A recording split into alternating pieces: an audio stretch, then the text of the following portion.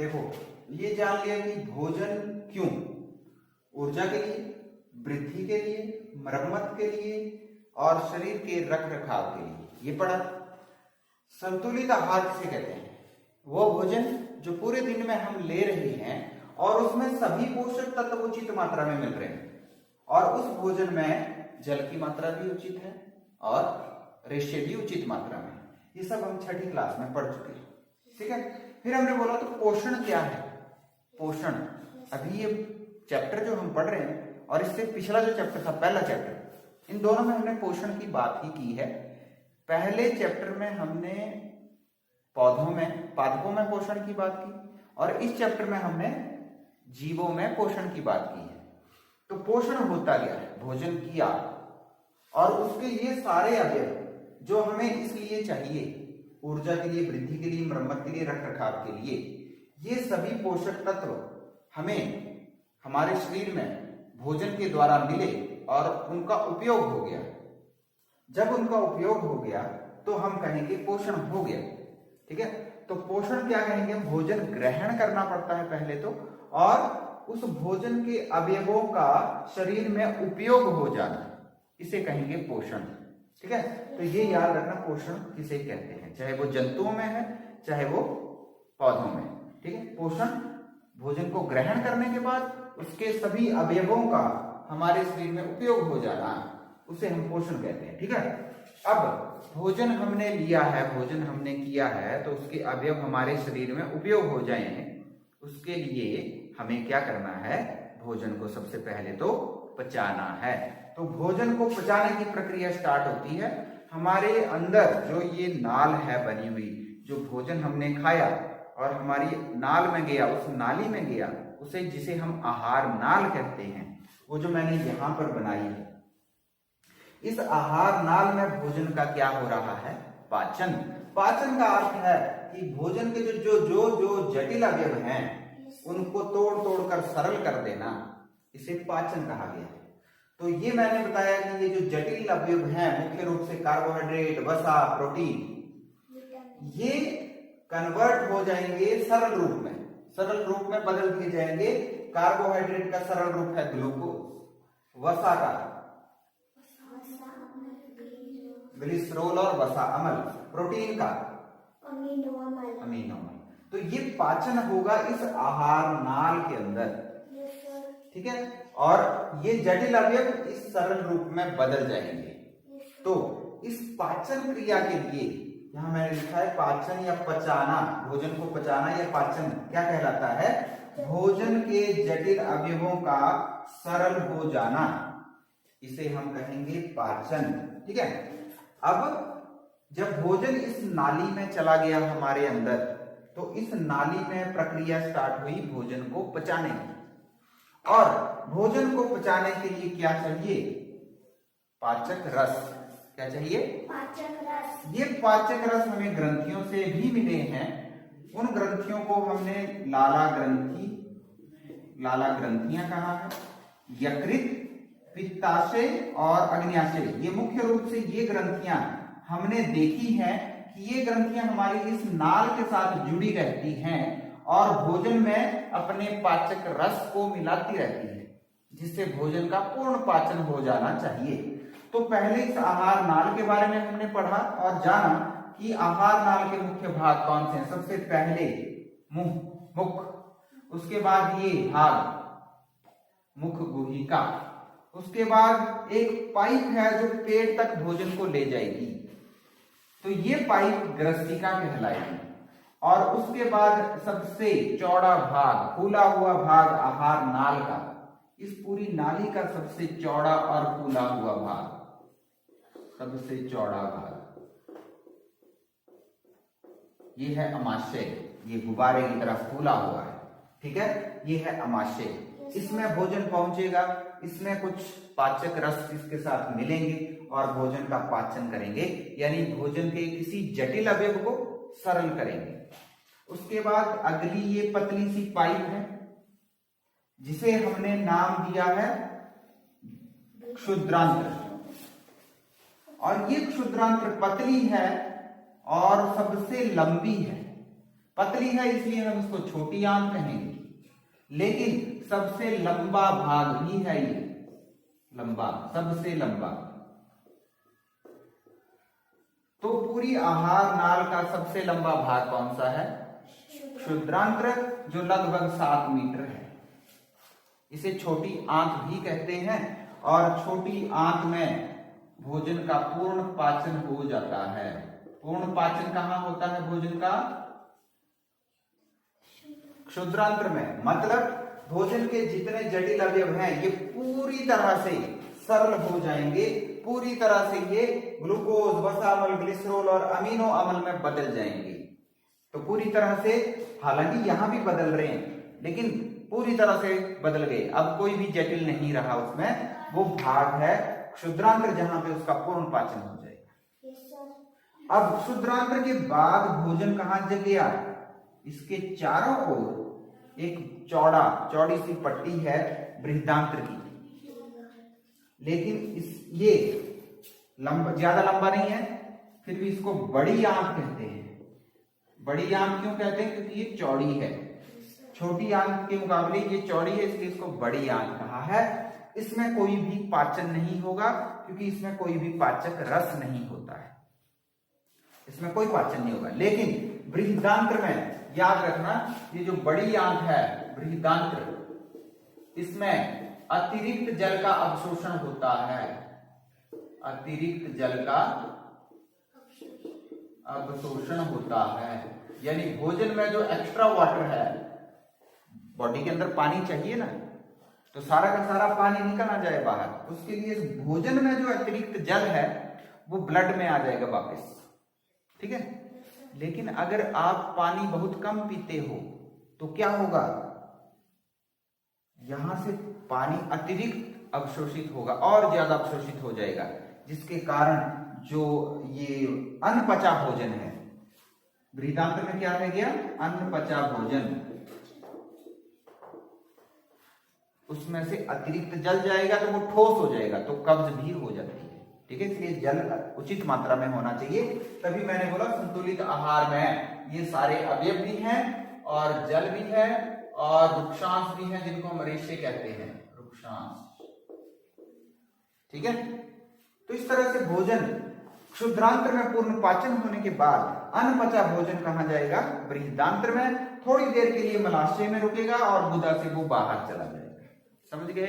तो इस तरह से ये नाल है। अब इसका पाचन जहां हो रहा है उसके लिए मैंने बोला ये ग्रंथियां मदद कर रही हैं पाचक रस छोड़कर। सबसे पहले हम बात करते हैं मुख गुहिका में। मुख गुहिका में कौन सी ग्रंथियां हैं? लाला ग्रंथियां। और इनसे निकलने वाला पाचक रस, इसमें ये बनी लार। क्या बनी? लार। जो मुंह का पानी है इसे लार कहा है। और इस लार में कौन सा पाचक रस है? लार एमिलेस। याद रखना, ये 10वीं तक आएगा आपको। लार एमिलेस किसका पाचन करता है? भोजन के किस अवयव का पाचन करता है? कार्बोहाइड्रेट का। और कौन सी कार्बोहाइड्रेट का? मंड का। तो याद रखना, मंड का पाचन कौन करता है? लार एमिलेस। कौन करता है? लार एमिलेस होगा शायद यहाँ, लार एमिलेस। कुछ भी हो, कोई बात नहीं, याद रखना है आपने। मंड का पाचन होता है हमारी मुख गुहिका में। ठीक है, ये बहुत इंपॉर्टेंट है। अब ये लार जो है सिर्फ मंड का पाचन नहीं करेगी, हमें बोलने में भी सहायता प्रदान करेगी, साफ बोलने में भी सहायता प्रदान करेगी। और मुंह का ये जो मुख गुहिका है इसको भी साफ रखेगी। ठीक है, इसको भी साफ रखेगी। और भोजन को निगलना है आपने, निगलना है। अगर सूखा भोजन अगर निगल पाएंगे आप, चुभेगा ना, तो लार भोजन के साथ मिल जाती है, उसको सॉफ्ट कर देती है। कैसा कर देती है? मुलायम। लार जो है, कहां लिखा मैंने? हाँ, लार भोजन को मुलायम करती है। और जब भोजन मुलायम हो जाएगा तो उसको निगलने में सहायता देती है। यहां लार एमिलेस मंड का पाचन करता है। लार के कार्य समझ आ गए। लार अमिलेस होता है जो मंड का पाचन करता है। लार जो है वो मुंह के खोल को साफ रखता है, मुख गुहिका को साफ रखता है, बोलने में सहायता प्रदान करता है, भोजन को मुलायम करता है। लार चबाते रहो मुंह सॉफ्ट हो जाता है, इजीली निकल लो। चिप्स है बिना चबाए निकलो जरा, नहीं निकल सकते ना, चबा के उसको सॉफ्ट करना पड़ता है। जब वो लार के साथ मिल जाएंगे तो फिर वो निकलने में भी उसमें सहायता मिलेगी। ग्रसिका में कोई एंजाइम नहीं है, कोई पाचन भी नहीं होगा, तो यहां मुख गुहिका में केवल कार्बोहाइड्रेट जो कि मंड है इसका ही पाचन हो रहा है, प्रोटीन का नहीं होता। भोजन ग्रसिका के द्वारा कहां पहुंच जाएगा? अमाशय में पहुंच जाएगा भोजन। अमाशय में पहुंच गया। अब अमाशय में क्या होता है? अमाशय में HCl होता है, हाइड्रोक्लोरिक अम्ल होता है। तो ये अम्ल तो जला देगा इसको, तो हमारा पेट जल जाएगा। इसके लिए क्या है, अमाशय में देखो HCl निकलता है, हाइड्रोक्लोरिक अम्ल निकलता है, साथ में कुछ मात्रा में श्लेष्मा निकलती है। अब ये जो श्लेष्मा है ये हमारी आंतरिक भित्ति की रक्षा करती है HCl से। श्लेष्मा HCl से अमाशय की आंतरिक भित्ति की रक्षा करती है, ये याद रखना। श्लेष्मा का कार्य क्या है? इसके ऊपर आंतरिक भित्ति के ऊपर एक परत बना देता है श्लेष्मा, एक परत बना देती है, ये पहले समझा चुका हूं मैं आपको। और ये श्लेष्मा HCl को कोशिकाओं तक नहीं पहुंचने देती, जिसकी वजह से अमाशय की आंतरिक भित्ति HCl से सुरक्षित रहती है। समझ गए? अब इसके अलावा प्रोटीन को पचाने वाले एंजाइम भी निकलते हैं श्लेष्मा से। अग्नाशय को मिटा देता हूं। अमाशय में निकलते हैं प्रोटीन को पचाने वाले एंजाइम,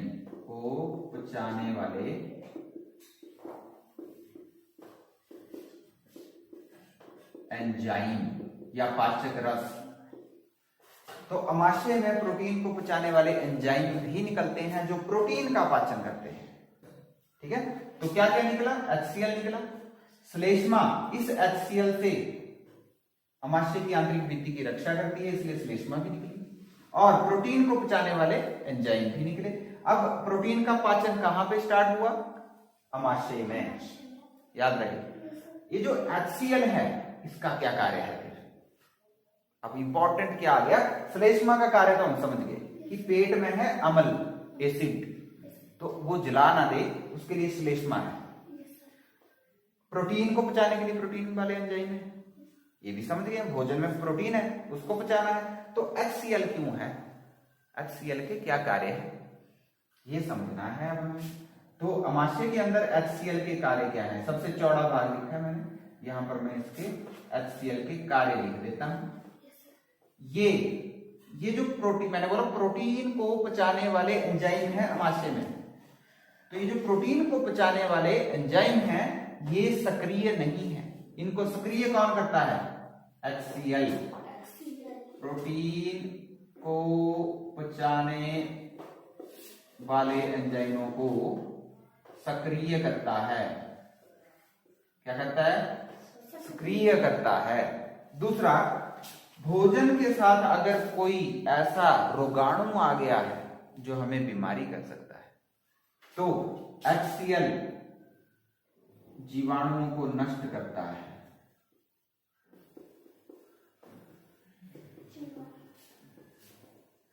नष्ट कर देता है।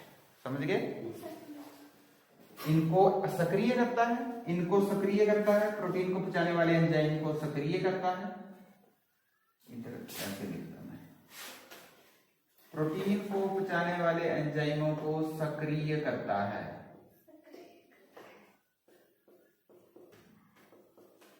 दूसरा, जीवाणुओं को, भोजन के साथ जो जीवाणु आए हैं उनको नष्ट कर देता है। लगे पता HCl के कार्य क्या है? तो ये दो कार्य मेन आपने याद रखने हैं, 10वीं में और कार्य पढ़ लेंगे हम। ठीक है, अब भोजन यहां पर जितना पचना था पच गया। अब यहां से भोजन जाएगा क्षुद्रांत्र में।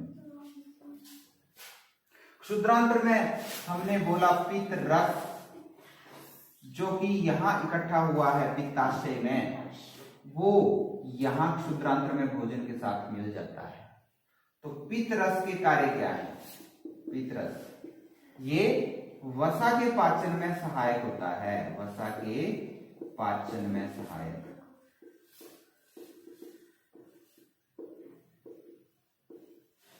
ये याद रखना, पित्ताशय में पित्त रस इकट्ठा हुआ, लेकिन पित्त रस बना कहां? यकृत में, लीवर में। पित्त रस कहां बना? यकृत में पित्त रस बना, और यकृत से होकर वो आ गया पित्ताशय में, यहां इकट्ठा हो गया, यहां स्टोर हो गया, और यहां से निकला और कहां मिला? भोजन में मिल गया। वो कहां पर? क्षुद्रांत्र में। भोजन के साथ मिलने पर उसने क्या किया? वसा को पचाने में सहायता की। तो हमने देखा यहां पर कार्बोहाइड्रेट का पाचन स्टार्ट हुआ, यहां पर प्रोटीन का पाचन स्टार्ट हुआ, और वसा का पाचन क्षुद्रांत्र में स्टार्ट हो गया। ठीक है। अब ये जो अग्न्याशय है, इस अग्न्याशय में से भी बहुत सारे एंजाइम निकलते हैं, पाचक रस निकलते हैं, जो भोजन के सभी अवयवों का पाचन करते हैं। कुछ पाचक रस अपने हैं, क्षुद्रांत्र के अपने भी कुछ पाचक रस हैं, वो भी भोजन के सभी अवयवों का पाचन करते हैं। और पाचन होते होते होते होते होते होते जब भोजन क्षुद्रांत्र के निचले हिस्से में पहुंच जाता है, तो यहां तक पहुंचते पहुंचते पूर्ण पाचन हो जाता है। अब जब भोजन का पूर्ण पाचन हो गया, तो अब क्या होना है उसका? पूर्ण पाचन का अर्थ क्या है? भोजन के ये जो जटिल अवयव हैं, ये ग्लूकोज, वसा अम्ल, ग्लिसरॉल, अमीनो अम्ल में बदल गए। अब इन सब का क्या होगा? ये कहां जाएंगे?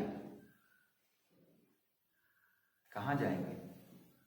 ये चले जाएंगे रक्त में। तो अब जो पचा हुआ भोजन है, इसे कहेंगे ना पचा हुआ भोजन। पचे हुए भोजन का क्या होगा? अवशोषण क्षुद्रांत्र से होगा रक्त में, क्षुद्रांत्र से रक्त में हो जाएगा। समझ गए? तो क्षुद्रांत्र से रक्त में कैसे होता है ये अवशोषण, ये कल पढ़ लेंगे। इतना ज्यादा पढ़ेंगे तो कहीं आप कंफ्यूज ना हो जाए। तो काफी है, आपको क्या याद होना चाहिए? ये हम पहले भी पढ़ चुके हैं सारा। आज हमने इन चीजों पर फोकस करना है कि लार का क्या कार्य है, अमाशय में क्या क्या बनता है, HCl, श्लेष्मा और प्रोटीन को पचाने वाले एंजाइम, उसमें HCl का क्या कार्य है? क्वेश्चन मार्क तो वो लगा। प्रोटीन को पचाने वाले एंजाइम प्रोटीन को पचाते होंगे, श्लेष्मा HCl से रक्षा करने के लिए, लेकिन HCl किस लिए था? क्वेश्चन मार्क तो वो था। तो HCl जो है, ये जो एंजाइम है प्रोटीन को पचाने वाले, ये अमाशय के अंदर जो निकले, ये प्रोटीन को पचाने वाले एंजाइम निष्क्रिय होते हैं। इनको सक्रिय कौन करता है? HCl, हाइड्रोक्लोरिक अम्ल सक्रिय करता है। ये याद रखना। और भोजन के साथ जो जीवाणु आ गए हैं, उनको नष्ट कर देता है। ठीक है, ये दो कार्य आपने याद रखने। फिर भोजन यहां से अंदर गया क्षुद्रांत्र में, और क्षुद्रांत्र में मिला सबसे पहले तो पित्ताशय से निकलने आने वाला पित्त रस। लेकिन वो पित्त रस की उत्पत्ति कहां हुई? कहां हुई? यकृत में। तो पित्त रस बना कहां? यकृत में, इकट्ठा हुआ पित्ताशय में, और भोजन के साथ कहां मिला? क्षुद्रांत्र में। और क्या कार्य है पित्त रस का? भोजन के किस अवयव के पाचन में सहायक है? वसा के पाचन में सहायक है। फिर ये क्या है हमारा? ये पत्ते की आकृति का अग्न्याशय। बुक पर से अच्छे से बनाना है इसको। ये अग्न्याशय में भी कुछ एंजाइम होते हैं, कुछ पाचक रस होते हैं। ये पाचक रस भोजन के हर अवयव का पाचन करते हैं, कार्बोहाइड्रेट का भी, प्रोटीन का भी, वसा का भी।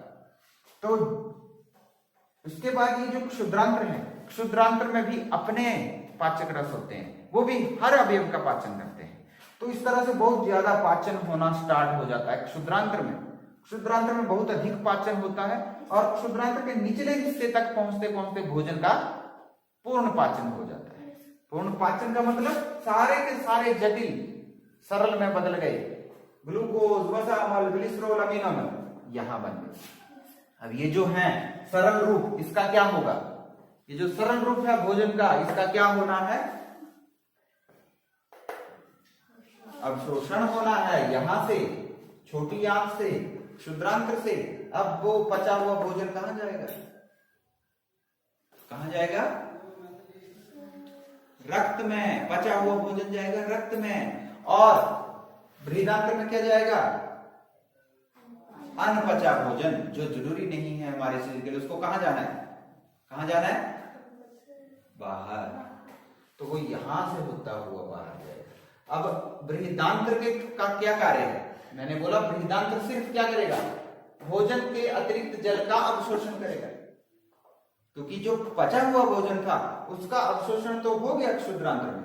ध्यान से सुनो, जो पचा हुआ भोजन था उसका अवशोषण कहां हो गया? क्षुद्रांत्र में। ठीक है, तो बृहदांत्र में सिर्फ किसका अवशोषण हुआ?